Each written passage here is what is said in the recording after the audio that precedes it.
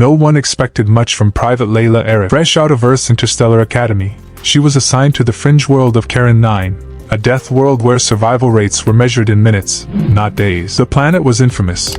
Gravity 3 times Earth's, acid-laced storms, and apex predators that hunted in silence and devoured with surgical precision. Even the seasoned alien warriors of the Alari Confederation avoided it like plague. She was just supposed to observe, record, report, not interfere. But that all changed on day 2. Something in the forest watched her. Something old. Something impossibly lethal. The locals called it the Shy then. The demon of the wilds. A silent stalker. Unseen. Unheard. It had ripped through entire Alari outposts in seconds, leaving nothing but blood vapor in its wake. No one had survived an encounter until Layla. She didn't run. She offered it food, and it sat, towering at 11 feet of muscle, sinew, and armor like hide. The Shy then crouched like an obedient hound at her feet, growling if anyone came near, protecting her, following her, bonded by some ancient instinct no one could explain. Overnight, the most feared death world predator became her shadow. The military command panicked. The Alari screamed witchcraft. The xenobiologists lost their minds. But Layla, she just called it Ash. What no one knew was that this wasn't random. The predator had chosen her for a reason. Because Layla Arif wasn't just a human recruit. She was something else entirely. Something Earth had long forgotten, but the stars remembered. A genetic memory, buried deep in humanity's DNA. A scent, a posture, a presence that no predator, no matter how alien, could resist submitting to. She wasn't prey. She was apex. And now, with war brewing across star systems, with death world beasts stirring and ancient terrors waking, the galaxy would soon remember why humans, fragile, reckless humans, had once ruled not just Earth, but everything they touched. Like gripping sci-fi with badass human moments and loyal alien monsters. Then hit that like button, comment your favorite HFY trope, and subscribe for weekly sci-fi tales where humans prove again and again they're not just survivors, they're legends. Got a story idea? Drop it below. Don't forget to share this with your fellow sci-fi fans. Private Layla Arif didn't look like a hero. She was short, wiry, with a head of tightly braided hair and eyes too tired for someone barely 20. Her file marked her as average. Average scores, average strength, average combat rating. She wasn't chosen for glory. She was assigned to Karen 9 for punishment. Bureaucratic oversight. A dead-end post. Observe the wilds. Write a report. Don't die. But Karen 9 doesn't forgive mistakes. Within hours of landing, her unit had lost 2 members.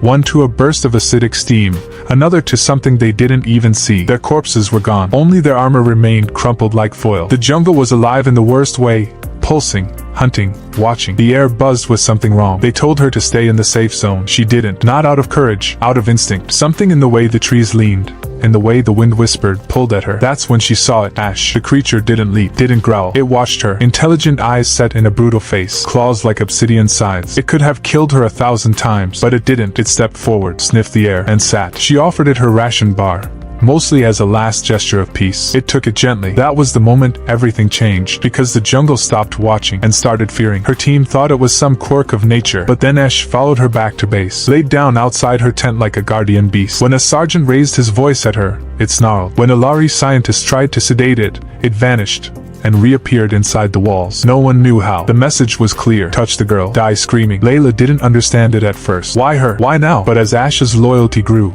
so did something else inside her. Reflexes sharpened. Memory fragments surfaced. Old dreams. Older instincts. She didn't fear the jungle anymore. She ruled it. And soon, she would learn.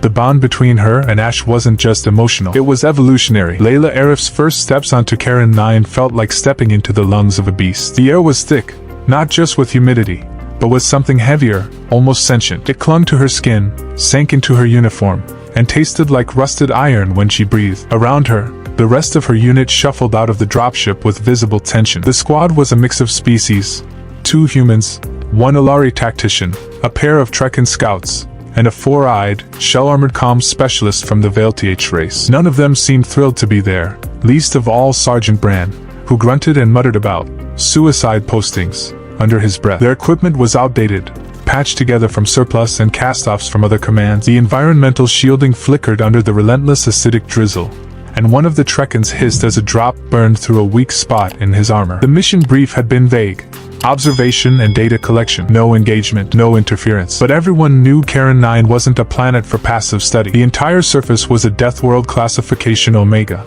so lethal even automated drones often failed to return. The gravity pressed down at nearly 3 times Earth standard, and the ecosystem was brutal in its efficiency. Everything lived by killing something else. Flora with retractable spines, vines that moved in response to sound, trees that released hallucinogenic spores the moment you got too close, and worse, the predators. Few had ever been recorded clearly. All anyone knew was that when something came hunting, it didn't leave witnesses. Within the first 4 hours of deployment, they lost Private Kim. One moment she was standing watched by the perimeter sensor relay. The next, she was gone, snatched without sound, without warning. Her rifle lay undisturbed, standing upright in the dirt like she'd never even touched it. The squad went on high alert, fanning out in a tight circle. Sergeant Brand barked orders, but even he was sweating behind his visor. The forest made no sound. No birds, no insects, just wind, and it moved wrong. Layla could feel it, not just around her, but through her, like the planet was exhaling slowly, deliberately. That night, Corporal Vera, one of the Trekkins, vanished during a patrol sweep. Her comms cut out mid-sentence, replaced by a wet static hiss. When they found her helmet, it had been crushed, neatly, almost respectfully, placed back at the edge of the clearing. No blood, no body, just a message in silence. .by the second day, the squad huddled closer to the dropship, rotating watch in exhausted, paranoid shifts. The jungle didn't just kill, it studied. Vines shifted ever so slightly when they weren't looking. Trees changed color. Even the ground felt alive beneath their boots, pulsing faintly as if something below was listening. Layla sat by herself during her watch, eyes scanning the underbrush, pulse thudding like a war drum in her ears. She didn't feel fear the way the others did. Not exactly. It was something else. A tension that felt like familiarity, like recognition. The jungle was watching, but it wasn't looking at them. It was looking at her. On the fourth day, Layla was sent out on a scouting sweep with minimal gear, just a pulse scanner, an enviro mask, and a sidearm with a half-spent charge pack. The squad was stretched thin, morale fraying, and their commanding officer decided that covering more ground would yield answers. It was a foolish call, but no one argued. Layla moved alone through a stretch of twisted underbrush that looked more like scar tissue than plant life. The jungle was unusually quiet again, almost reverent, and she could feel that ever-present pressure in the air shifting. It wasn't just gravity. It was like the forest was holding its breath. Her scanner flickered uselessly, jammed by some unseen interference. She should have turned back, but something, an instinct she couldn't name, pulled her forward. She entered a clearing surrounded by trees that looked scorched black, their trunks gnarled and burned from the inside out. At the center of it stood something. Her brain didn't register it at first. It was too large, too still. It blended with the shadows, like a trick of the eye. Then it moved, just slightly, and her breath caught. The creature was massive, well over 3 meters tall, with limbs that seemed more like sculpted armor than flesh. Its body was covered in deep gray plating that shimmered faintly like obsidian under moonlight. It had no visible weapons, but every inch of it looked like it was a weapon. And yet it didn't move toward her. It didn't growl. It simply watched. Layla didn't lift her weapon. She didn't speak. Something primal within her whispered, "Don't challenge it. Don't posture. Don't pretend to be predator if you're not." Instead, she did something no training manual would have approved. She reached into her pouch and pulled out a ration bar. Carefully, slowly, she crouched and placed it on the ground in front of her, then backed away 3 steps. The creature tilted its head, eyes glinting with eerie focus. It approached not like a hunter, but like something curious. It sniffed the air, lowered its massive skull, and gently picked up the bar with 2 clawed fingers. Then its Saturday, its massive frame lowered until it rested on its haunches, much like a dog settling beside its master. No hostility, no threat. It just stayed. Layla blinked, stunned into stillness. Her heart pounded, but not from fear. There was something electric in the air, like recognition flowing through her bloodstream. The creature lowered its gaze in a gesture unmistakably submissive, and a tremor ran through her legs. It should have been impossible. This was a death world predator, a legend among nightmares. It had slaughtered entire units of trained Ilari soldiers, according to classified files she wasn't even supposed to have seen. But now it bowed its head before her, calm and still, as if waiting for instruction. Something ancient stirred behind its alien eyes, something that remembered her. Layla whispered without thinking, "What are you?" The creature made no sound but blinked slowly, and she had the absurd feeling that it understood. She didn't run, she didn't dare, because deep in her gut, she realized this wasn't a chance encounter. This was a choice. And the predator, whatever it was, had chosen her. When Layla returned to base with the towering beast walking silently behind her, the perimeter alarms didn't even have time to sound. Ash, because that's what she had decided to call him, moved with a predator's grace. But his posture was relaxed, non-threatening. It didn't matter. The moment the guards on watch caught sight of him emerging from the tree line, weapons were drawn, and panic surged through the outpost like a live wire. The Ilari tactician shouted orders in a harsh, clipped language, his face contorted with something between rage and terror. The rest of the unit formed a loose defensive line, though their hands trembled. Layla stepped forward, palms raised, trying to keep them from firing. "Stand down! He's not hostile!" she shouted, but her voice was almost drowned out by the rising tension. No one listened. The idea of a Death World predator casually strolling into their compound without tearing anyone apart was too absurd to process. It was Sergeant Brand who finally barked a command sharp enough to freeze everyone. He didn't lower his weapon, but he gestured for Layla to explain. Her words came fast and disjointed.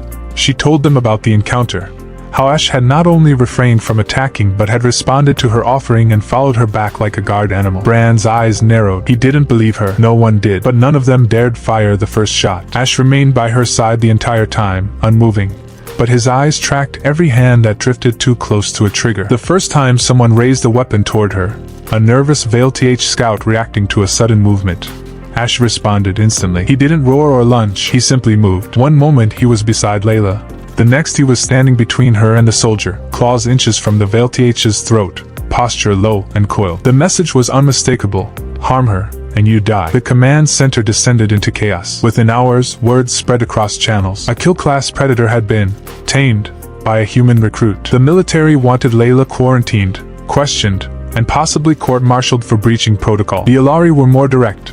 They demanded Ash be destroyed, citing ancient treaties and interspecies safety regulations. To them, he was not an animal, but a walking bioweapon, a legend of death given form. Their oldest records spoke of such beasts, of Death World spirits that answered to no one, much less humans. The presence of one under Layla's protection was nothing short of blasphemy. Meanwhile, the xenobiologists were in a frenzy. The lead scientist, a sharp-eyed Terran named Dr. Monroe, was practically vibrating with excitement. She argued that Ash represented a biological breakthrough on a galactic scale. This could rewrite our understanding of predator cognition, interspecies bonding, even evolution itself, she said, already trying to schedule non-invasive scans and behavioral tests. Layla refused. Every time anyone tried to get close to Ash without her consent, he growled low in his throat, a deep, vibrating sound that made bones tremble and instincts scream. After a while, even the boldest researchers backed off. Layla was assigned her own tent, set away from the others. Ash curled beside it like a sentinel every night, his eyes glowing faintly in the dark. No one tried to approach her again,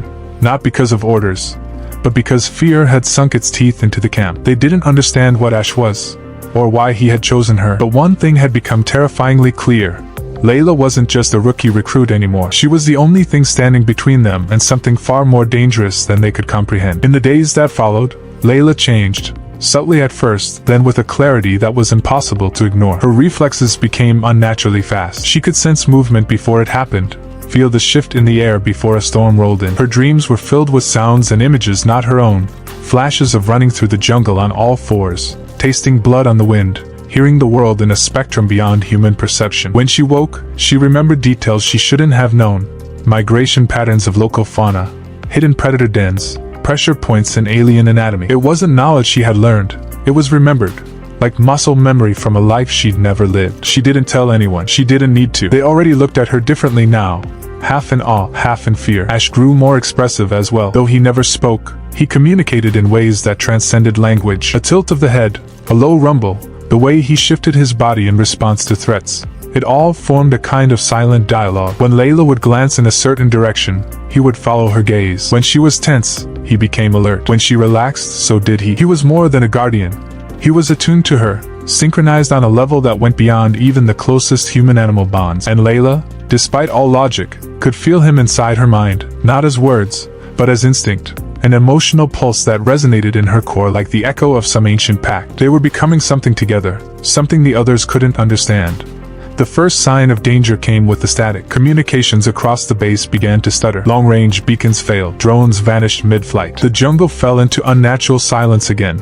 Not the ordinary dead quiet of a predator's presence, but a suffocating stillness, like the planet itself was bracing for impact. Layla felt it before the attack began. She burst into the command center, heart hammering, shouting for them to arm every station. No one listened until the first blast hit. The outer perimeter was vaporized in a flash of white heat. Then the jungle erupted with movement, not from beasts, but from figures, armored, fast, humanoid but not human. They moved like shadows with weapons that tore through steel. Unknown assailants, no insignia, no comms, just death. The base descended into chaos. Soldiers scrambled, firing blindly, shouting over failing comms. Layla moved without hesitation, weaving through cover like she trained for this very moment. Except she hadn't. She just knew what to do. Ash was a blur beside her, his body a living weapon. He launched himself into enemy lines, claws tearing through armor, jaws crushing limbs. He was unstoppable. Where Layla moved, he followed, covering her, guarding her flanks, striking down anything that got too close. The unknown attackers fell back,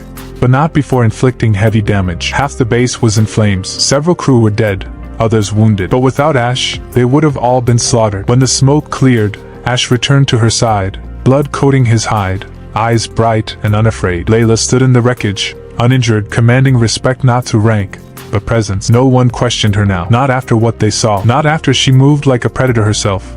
One with the jungle and the beast that protected her. Whatever had attacked them wasn't native. It was sent by someone who feared what was happening on Karen 9. Someone who understood that the bond between Layla and Ash wasn't just unnatural. It was dangerous, and if left unchecked, it might change the balance of power across the entire galaxy. The medical bay smelled of antiseptic and burned metal, the walls still scorched from the recent assault. Layla sat on the edge of a cot, bruised but untouched by enemy fire, while Ash crouched in the corner like a silent shadow, his golden eyes never leaving her. Dr. Monroe stood across from her, pale and trembling, not with fear, but revelation. In her hands was a data slate she couldn't stop staring at, the screen casting pale light on her wide, disbelieving face. This isn't possible, she murmured. Layla, your genome, it's not just unique, it's extinct, or at least it should be. Layla frowned. Extinct? What are you talking about? Monroe swallowed, pulling up the sequencing overlays. We ran your DNA through every archive we have, civilian, military, restricted, just to figure out if your bond with Ash was some freak mutation. But it's not a mutation, it's a design. Your genome carries markers for a phenotype we only found in archaeological remains from early spacefaring humans. Those who led the first waves during Earth's expansion age. You're what they call dominants. She turned the slate toward Layla. You're a genetic throwback to humanity's lost warrior class. The ones who didn't just survive on deathworlds. They conquered them. The room seemed to shrink around her. That's not in any history book. No, because it was erased, Monroe said, her voice now a mix of awe and anger. Centuries ago, long before the modern Terran Union, the first human colonies stumbled onto apex predators. Creatures too dangerous to exterminate, too intelligent to ignore. So they didn't fight them. They bonded with them, not through training, through instinct, through biology. The dominants were rare, genetically engineered or naturally selected. We don't know which, but records say they could link minds with apex species, forming bonds so powerful that entire planets were tamed in a single generation. These humans became living myths, until the Federation purged the project. Why? Layla whispered. Fear. Monroe said bitterly. You were too powerful. You and others like you threatened centralized control. So they buried the past, destroyed the records, and bred the genome out of the population through forced selection. You were never meant to exist again, and yet here you are. Layla sat in stunned silence, while Ash gently stepped forward and placed one clawed hand beside her, as if to answer, as if he'd known all along. Something ancient stirred behind his eyes, and she felt the ripple of understanding pass between them again, stronger now, sharper, clearer. This wasn't just chance, this was legacy. Her presence on Karen 9 wasn't an accident. The bond with Ash wasn't a miracle. It was the resurgence of something humanity had tried to forget. A partnership between predator and protector, encoded in blood and bone. Words spread quickly across the remnants of the base, not just of her genome, but of what it meant. The Dominion Protocol, classified and redacted across every galactic archive, was real, and now living again in a single recruit. Layla wasn't just a girl who walked with a monster. She was the key to an ancient power that had once made humanity untouchable. And across the stars, in the shadows of dead empires and secret halls, others were watching, some with hope, others with fear. But all of them knew the truth now. The dominants had returned. The news moved faster than light. Leaked recordings from the battle, DNA confirmations, classified history files torn open by whistleblowers and rogue archivists. Across the galaxy, the name Layla Arif became more than a person. It became a ripple through political systems, cultural memory, and military doctrine. Footage of her standing calm and composed beside Ash, the galaxy's most feared predator bowing at her side like a loyal beast, spread across every network. Some labeled her a messiah, others a mistake. But no one dared ignore what she had become. From the glittering towers of the Terran core to the shadowy war chambers of the Alari Dominion, one truth echoed louder than any debate. The dominants had returned. Civilizations that had once mocked Earth's primitive origins now scrambled to reevaluate centuries of revisionist history. Old records, buried in quarantine systems and redacted archives, were suddenly valuable beyond measure. Historians, biologists, strategists, each tried to stake a claim on the truth, on how humanity had once wielded power not through fleets or weapons, but through a bond older than civilization itself. The Dominion Protocol became the most searched term in the galaxy. Children wore replica visors styled like Layla's. Protests erupted across colonies demanding the declassification of expansion-age atrocities. And in darker corners of the galaxy, warlords and corporate syndicates began quietly offering bounties, not on Ash, but on Layla, because what she represented could not be bought or controlled, only feared. The Allari were the first to fracture. Among their people, the story of the dominance was not new. It had lived in legend, in bedtime warnings and ancestral chants. To them, dominants were not just humans. They were apex spirits in flesh, creatures who walked among monsters as equals. For centuries, the Allari had sworn that such beings were extinct, burned out by Terran cowardice and political shame. But now, Layla's existence demanded a reckoning. The Allari High Council met in secrecy, torn between doctrine and opportunity. One faction, led by the warrior clan Vasarik, declared that an alliance with the living dominant could elevate the Allari back to their rightful place among the stars. They called Layla the Reclaimer, and Ash, the Black Crown. To them, this bond was prophecy fulfilled. But not all Allari agreed. The ancient sect of Blood Watchers, long silent, resurfaced with dire warnings. They remembered what dominants were capable of, not just taming predators, but becoming them. They feared that Layla would not stop at peace, that she and others like her, if they emerged, could reshape the galaxy through force and instinct. They demanded her elimination, calling her a genetic weapon wrapped in flesh, a ghost of Earth's imperial sins. Assassins were dispatched. Surveillance drones shadowed her every step. Whispered messages were sent to Terran command: contain her or suffer the consequences. Amid the chaos, Layla and Ash remained on Karen 9, now declared a neutral zone under watch of a hastily formed interstellar tribunal. Soldiers were replaced with scientists, politicians with peacekeepers. And at the heart of it all, Layla stood like a storm waiting to move, not by her own will, but by the will of history catching up to her blood. She didn't ask for this. She didn't want to be a symbol. But Ash remained by her side, silent and patient, as if he knew what she had not yet accepted. This was only the beginning. The first strike came under the guise of diplomacy. A delegation ship, flagged with false peace codes and diplomatic clearances, descended toward Karen 9's orbit under escort. Layla watched from the cliffs near the eastern ridge, Ash at her side, every nerve in her body screaming before the first missile even left its pod. She didn't hesitate. She didn't wait for confirmation. The moment the ship's energy signature flickered unnaturally, she shouted into the comms, "It's a trap!" The sky cracked open seconds later, the ship unleashing a volley of kinetic rods meant to erase the outpost from orbit. Shield grids held barely, but the message was clear. Negotiation was over. The galaxy had chosen fear. Within days, other attacks followed, not from organized fleets, but from a coalition of deathworld colonies and rogue militaries bound together by desperation. These were systems that had survived on brutality and isolation, who viewed Layla's return, and Ash's presence, as a shift in natural order. They didn't want balance. They wanted extinction. And so, a deathworld coalition was born, forged in backroom pacts and blood rites, declaring war not on Earth, but on the concept of dominance themselves. Their first objective, kill Layla Arid. Their second, annihilate any creature that responded to her call. But they had miscalculated. Layla didn't command armies in the traditional sense. She didn't issue decrees from war rooms or hide behind fleets. She moved through the wilds, alongside Ash, like a phantom stitched from instinct and rage. And she wasn't alone. After the second assault, something changed in Ash. Something ancient and unsettling. One night, beneath the blood-red moons of Karen 9, he lifted his head to the sky and released a sound unlike anything Layla had ever heard. It wasn't a howl. It was a summons, a pulse, a deep,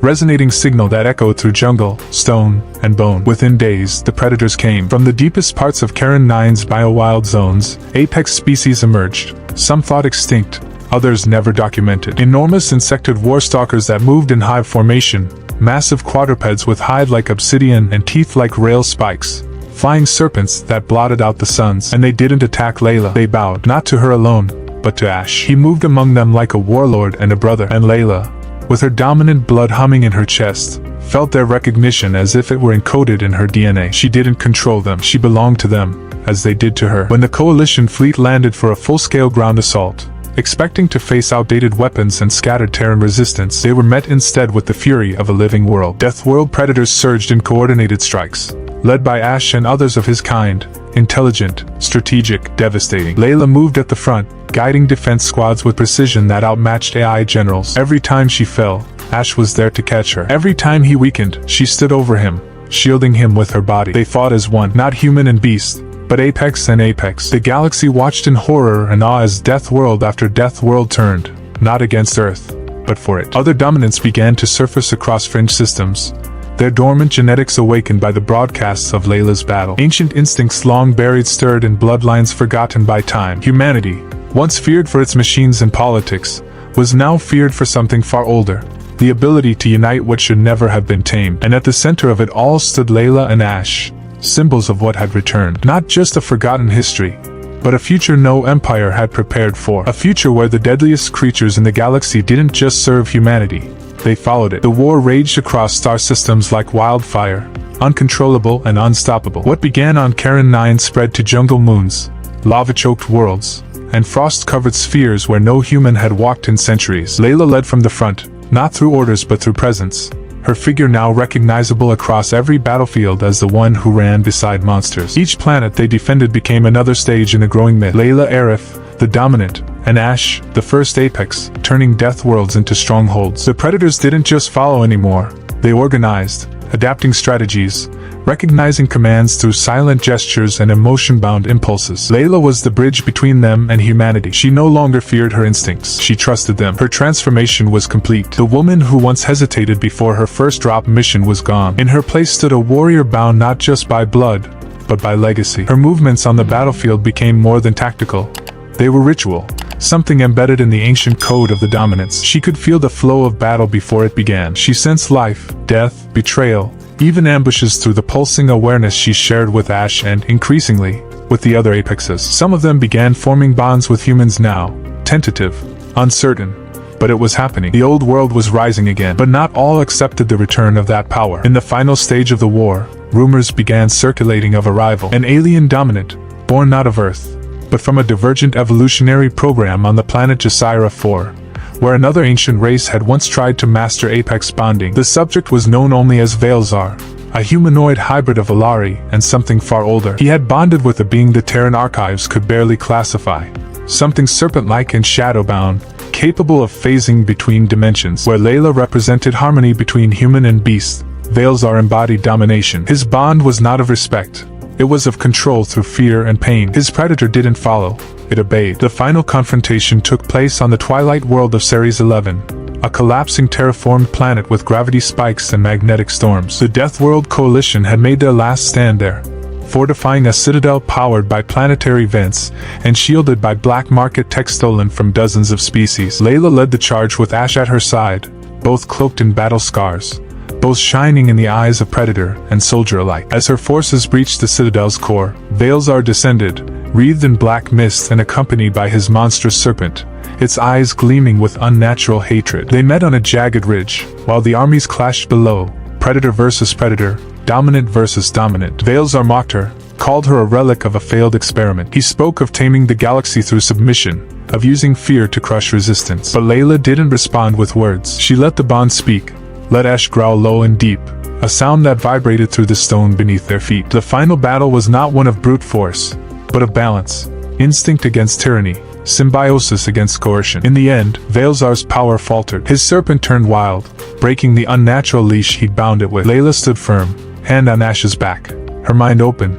her blood alight with the song of her ancestors. When the strike came, it was clean, swift, final. The bond between Veilzar and his beast shattered, and with it, the last threat to what Layla had built. As the battlefield quieted and the dust settled, Layla stood tall under the broken sky, surrounded by apexes who bowed, not in submission, but in respect. Her journey, from a human recruit to the rebirth of an ancient force, was complete. And somewhere deep in the galaxy, others felt it too. The dominants had returned, and this time, they would not be erased. The galaxy had never seen peace forged in such primal fire. In the wake of Veilzar's defeat, the Deathworld Coalition collapsed, not through annihilation but exhaustion, both of blood and belief. Their leader surrendered not to soldiers or treaties, but to the undeniable truth etched across every battlefield.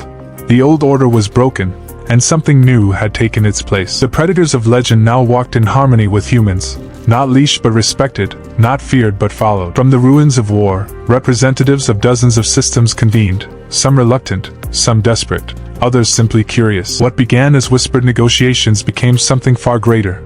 The first interstellar accord centered not around a superpower or weapon, but a person, Layla Aerith. She stood before the council not in polished armor, but in the same worn, scorched gear she had led battles in. Ash remained behind her, ever silent, his presence enough to silence entire chambers. There were no threats in her voice, no boasts in her bearing, only truth. She spoke of survival, of coexistence born not of treaties but of instinct. She offered peace not as surrender, but as evolution. The old galactic hierarchy, where predators were hunted, humans were isolated, and apex worlds were ignored, would no longer stand. In its place would rise something fluid, something resilient. A new alliance of species who understood that nature's fiercest strength was not destruction, but balance. The council agreed, not unanimously, never that, but decisively. A new force was established, the Apex Concord, a hybrid peacekeeping and research initiative made up of elite human soldiers, bonded Apex creatures, and volunteers from allied species. Its mission was clear: